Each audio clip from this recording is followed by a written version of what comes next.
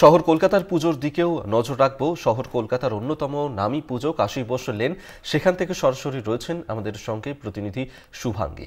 শুভাঙ্গী, কি ছবি ধরা পড়ছে দর্শকের? প্রথমেই তোমায় জানিয়ে আজকে দশমী এবং 4 দিন বাপের বাড়ি কাটিয়ে উমার কিন্তু কৈলাসে ফেরার পালা। কিন্তু দশমীর দিনে উপচে পড়েছে ভিড়। এই মুহূর্তে আমি রয়েছি কাশী বোস লেনে। প্রথমে আমি তোমায় দেখাবো যে এখানকার ঠিক কি চিত্র তুলে ধরা হয়েছে। এবার কিন্তু কাশী বোস লেনের থিম পাকদণ্ডী। পাকদণ্ডী নামটা হয়তো খুব চেনা লাগছে সকলের, চেনা লাগারই কথা, কারণ লীলা মজুমদারের আত্মজীবনী এই গল্প, এবং সেই আত্মজীবনী তুলে ধরা হয়েছে এবারে কাশী বোস লেনে। লীলা মজুমদারকে স্মরণ করে এবং লীলা মজুমদারের কথা কে বলা যেতে পারে আত্মসমর্পণ করা হয়েছে এবছর কাশী বোস লেনে। উপচে পড়েছে ভিড় কাশী বোস লেনে। দশমীর রাতে লীলা মজুমদারকে কিন্তু বলা যেতে পারে এক কথায় সকলেই স্মরণ করছেন, কারণ শিশু সাহিত্যিক হিসেবে লীলা মজুমদারের জুড়ি মেলা যে ভার, তার আত্মজীবনী পাকদণ্ডী সেই গল্পেই কিন্তু তুলে ধরা হয়েছে এবারের থিম। আর আমি কিছু জনের সঙ্গে কথা বলে নেওয়ার চেষ্টা করব। এখনো পর্যন্ত কটা ঠাকুর দেখলেন এবং দশমীর রাত আর কোন কোন ঠাকুর দেখার প্ল্যান রয়েছে?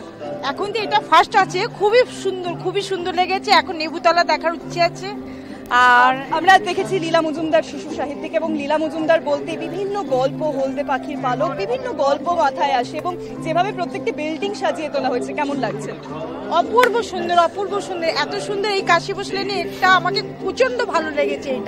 এই এলাকা সবচেয়ে সুন্দর এটা লেগেছে আমার। শুনলেন দর্শনার্থীরা কি বলছে? তারা কিন্তু বলছে যে তাদের কিন্তু প্রচন্ড ভালো লাগছে, এবং উমার যে বিদায়ের পালা, কিন্তু সেই বিদায়কে এখনই মানুষ একেবারেই দিতে চায় না, কারণ আর তো মাত্র সময়ের অপেক্ষা, তারপরেই তো আবার নিজ ছন্দে ফিরতে হবে। কিন্তু নিজ ছন্দে ফেরার আগে 4 দিনের এই আনন্দ তো মানুষ উপভোগ করে নেবে, এবং বিভিন্ন লীলা মজুমদারের বিভিন্ন গল্প অবলম্বনে কিন্তু এই পুরো কাশী বোস লেন জুড়ে তা সাজিয়ে তোলা হয়েছে। পুরো লেন কিন্তু সাজিয়ে তোলা হয়েছে বিভিন্ন বইয়ের ধাঁচে। তোমাকে দেখাবো বাঘের চোখ থেকে শুরু করে আর কোনোখানে, পাশাপাশি লীলা মজুমদারের জনপ্রিয় একটি বই হলদে পাখির পালক, পাশাপাশি বিভিন্ন বই, লাল মাটি, বিভিন্ন বইয়ের অঙ্কন কিন্তু তুলে ধরা হয়েছে প্রত্যেকটি বিল্ডিংয়ে। অর্থাৎ এই লেনে যতগুলি বাড়ি রয়েছে সেই বাড়িগুলোকে এইভাবে তুলে ধরা হয়েছে, এবং পাশাপাশি পাতার মতো করে একটি বলা যেতে পারে অবয়ব তৈরি করা হয়েছে, এবং সেই পাতায় লীলা মজুমদারের যে বহু গল্প রয়েছে সেই গল্পের সংলাপ তুলে ধরা হয়েছে। এবং পাকদণ্ডী কথাটার মধ্যেই কিন্তু রয়েছে যে একটা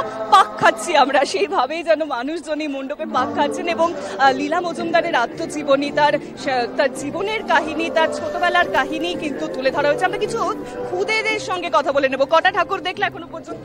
এখনো 3টে। আর কেমন কাটলো পুজোর এই 4টে দিন? ভালো কেটেছে। পরের বছর পুজোর জন্য অপেক্ষা করছো? হ্যাঁ। আমরা আরো কিছু, কেমন কাটলো পুজোর 4টে দিন? বলো পুজোর 4টে দিন না ভালো লাগছে? বলো জানি না। কেমন লেগেছে এই প্যান্ডেলটা? কেমন লাগলো?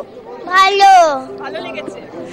এইভাবেই হয়তো লীলা মজুমদার সকলের মনে প্রাণে থেকে যাবে, কারণ তার কোনো রকম বলা যেতে পারে যে তার কোনো রকম কিন্তু কোনো উত্তর হয় না। তিনি একাই 100, এবং এইভাবেই আরও প্রজন্মের পর প্রজন্ম লীলা মজুমদার যাতে সকলের মনে থাকে, সকলের প্রাণে থাকে, সেই কারণেই কিন্তু এবছরের এই থিম কাশী বোস লেনের। অভিজ্ঞ একেবারে আপাতত ধন্যবাদ জানাবো তোমাকে শুভাঙ্গী। এতক্ষণ সরাসরি আমাদের সঙ্গে ছিলেন প্রতিনিধি কাশী বোস লেন থেকে।